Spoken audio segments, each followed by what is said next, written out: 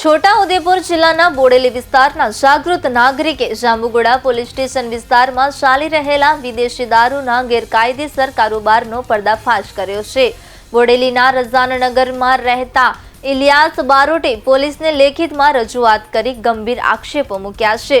ફરિયાદ મુજબ ખાંડીવાવ ગામના સચિન ભગવાનદાસ અને તેના પિતા ભગવાનદાસ દ્વારા જાંબુગોડા પોલીસ લાઇન નજીક દારૂનો ધંધો કરવામાં આવી રહ્યો હતો। તપાસ દરમિયાન એક વેગેનર કારમાં વિદેશી દારૂનો જથ્થો હોવાનું સામે આવ્યું હતું। ફરિયાદીએ ઘટનાનો વિડીયો બનાવતા આરોપીઓએ તેમના પર હુમલો કરી મોબાઈલ છીનવી લીધો અને વિડીયો ડિલીટ કરી દીધો હતો। બાદમાં દારૂ ભરેલી ગાડી ખાલી કરી પુરાવા નષ્ટ કરવાનો પ્રયાસ કર્યો હતો। ફરિયાદી દ્વારા 100 નંબર પર કોલ કરીને પોલીસને જાણ કરવામાં આવી હતી। પોલીસે સ્થળ પર પહોંચી તપાસ હાથ ધરી અને દારૂના ધંધાની પુષ્ટિ થઈ હોવાનું જાણવા મળ્યું છે।